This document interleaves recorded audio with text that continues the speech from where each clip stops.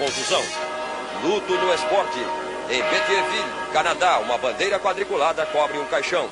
Dor na Fórmula 1. Foi enterrado o piloto que sempre viveu ao lado da morte e foi derrotado pela máquina. Gilles Villeneuve, mais uma vítima na galeria das tragédias da Fórmula 1.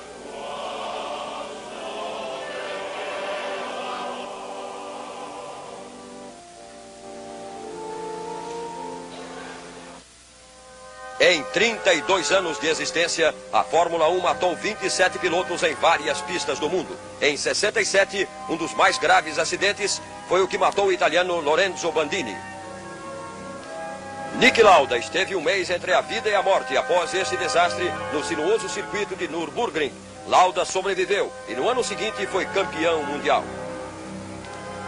Outra vítima do arrojo e tenacidade foi o inglês Roger Williamson. Seu carro incendiou-se no circuito holandês de Zandvoort, para desespero de seu amigo David Purley.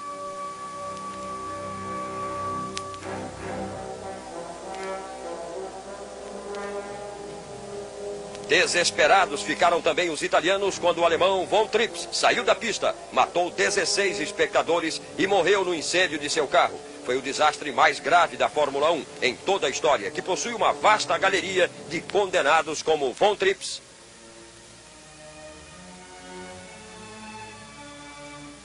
Lorenzo Bandini,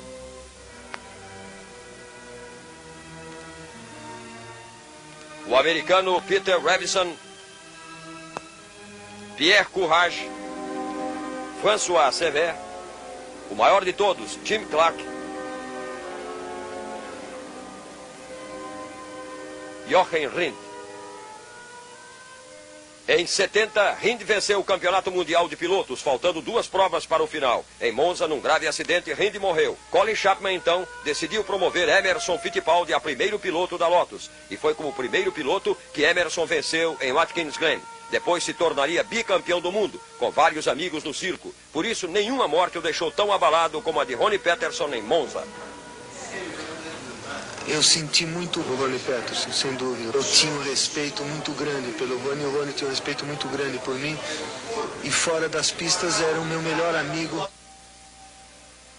Peterson sempre foi um piloto arrojado que em certos momentos andava mais do que a máquina. Assim, sua carreira foi pontuada por acidentes e vitórias. A primeira foi em Paris. E em Monza, por exemplo, Peterson venceu 3 grandes prêmios. A última vitória de Peterson foi conseguida numa ultrapassagem sobre Patrick Depailler. Peterson vai com tudo. Peterson vai com tudo na penúltima volta. E Depailler tentando de qualquer maneira manter. Veja bem, a luta sensacional Depailler-Peterson. É a briga pela primeira posição. Por fora, por dentro, voltou por dentro. Depailler não deixa. E rebaque à frente. Esse que é o problema. O rebaque atrapalhou o Ronnie Peterson. Vamos ver agora, agora deu. Agora deu. Peterson assume a liderança do Grande Prêmio da África do Sul. Mas como tentou, como veio, acreditou na possibilidade da vitória. O sueco Ronnie Peterson ultrapassa Patrick Depailler na penúltima volta do Grande Prêmio da África do Sul. Veja de novo, ele tentou por fora, não deu. Depailler fechou bem. Ele foi imediatamente para o outro tangenciamento de curva.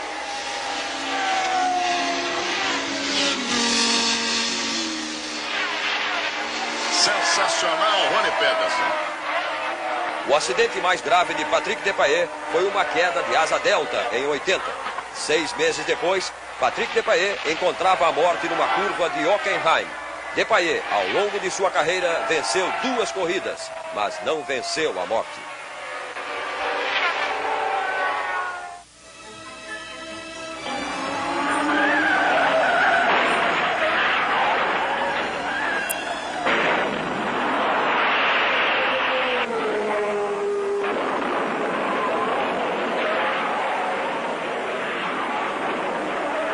Você teve medo de morrer? Eu tive situações críticas, principalmente falhas mecânicas, que em fração de segundo eu de piloto passei a ser passageiro de um carro sem controle e sabendo que o carro ia bater forte. Para Niki Lauda, a morte é uma coisa da qual devemos tomar conhecimento, pois todos nós, de uma forma ou de outra, vamos morrer um dia.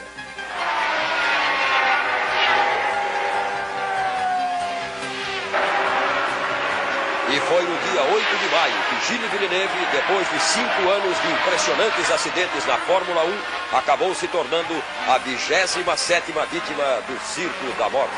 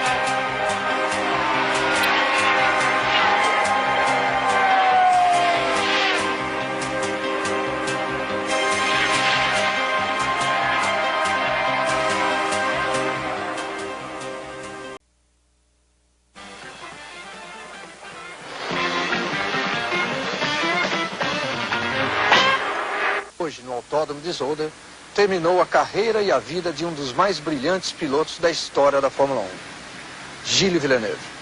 O acidente de Villeneuve aconteceu quando faltavam 6 voltas para o final do último treino. Após bater no carro de Jochen Mass, a Ferrari de Villeneuve decolou e, ao cair no chão, se partiu ao meio. O piloto foi atirado fora do carro, indo cair junto às telas de arame. Veja na repetição como Villeneuve foi jogado fora do seu carro.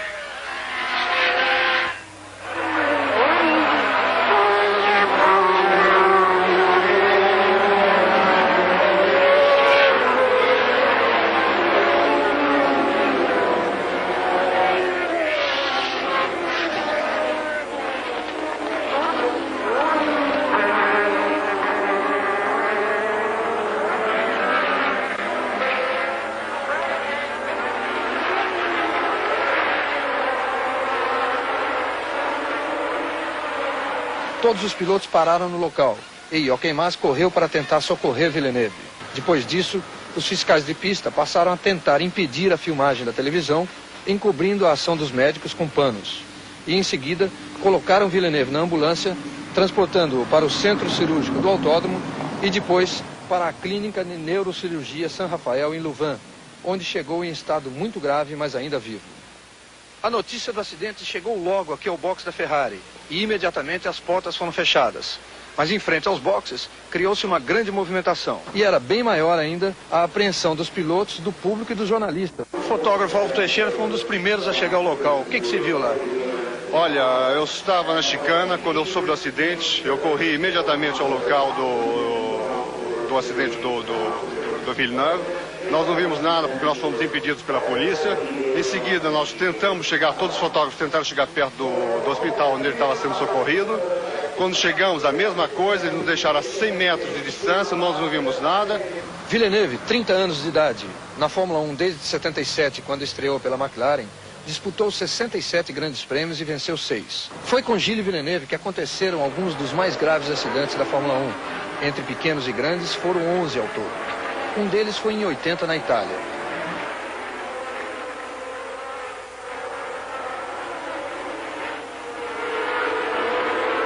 No ano passado, ele deu todo aquele espetáculo no Grande Prêmio do Canadá, correndo boa parte do tempo quase sem ver a pista, porque a sua visão estava encoberta pelo aerofólio dianteiro da Ferrari todo quebrado.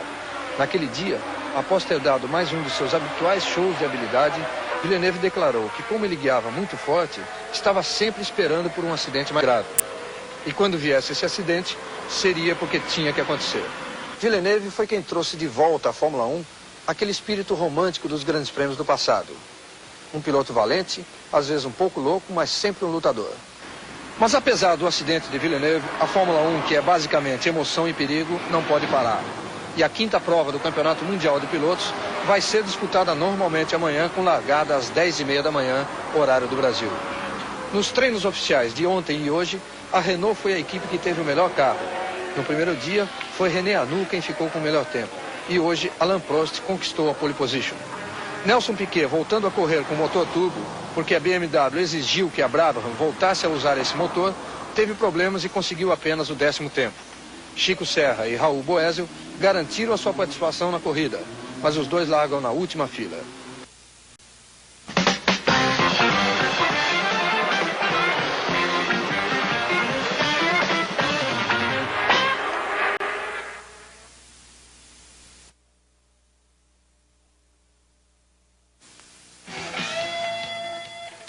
Fórmula 1, Grande Prêmio de Mônaco.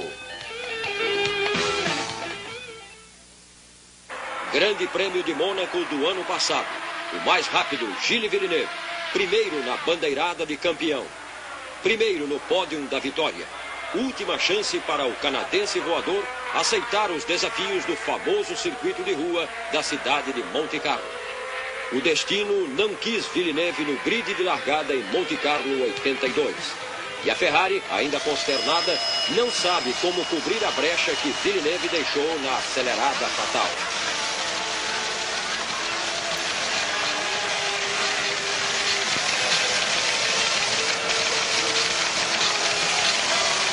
Mas a Ferrari, mesmo desfalcada por hora, briga sério na corrida pelo Mundial de Marcas. Está em quarto no momento.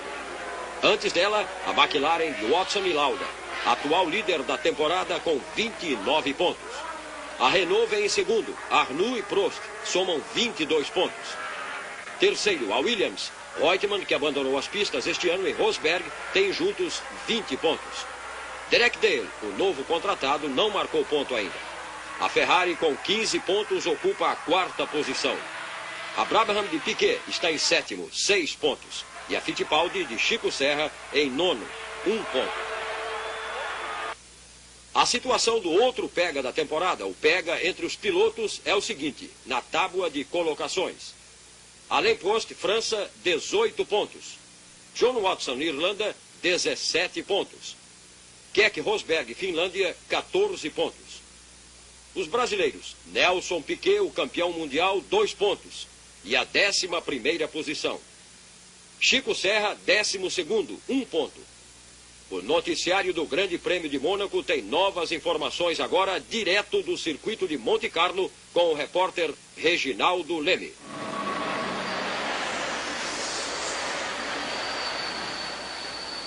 A cidade está cheia. Como acontece uma vez por ano no mês de maio, a população passou dos 30 mil habitantes normais para perto de 100 mil, com a invasão de turistas de toda a Europa, mas principalmente os italianos, que não perdem uma corrida de Fórmula 1, e os franceses, que entram e saem do Principado como se estivessem em seu país.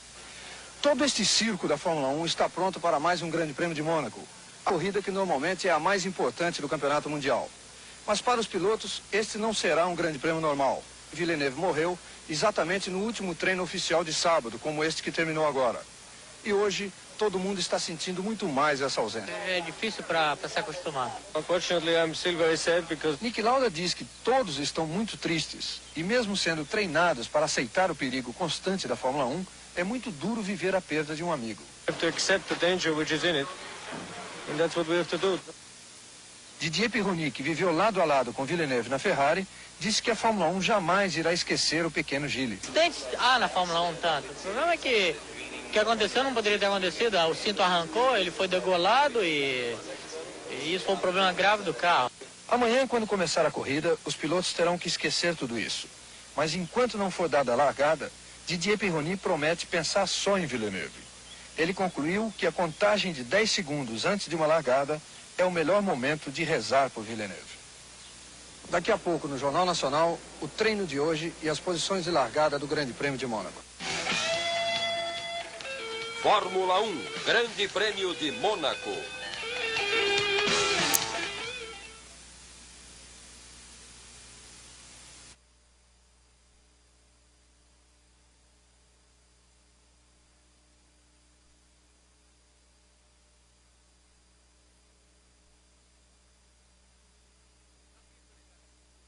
Na pista de Jacarepaguá, o treino livre dos pilotos que disputarão o Grande Prêmio do Brasil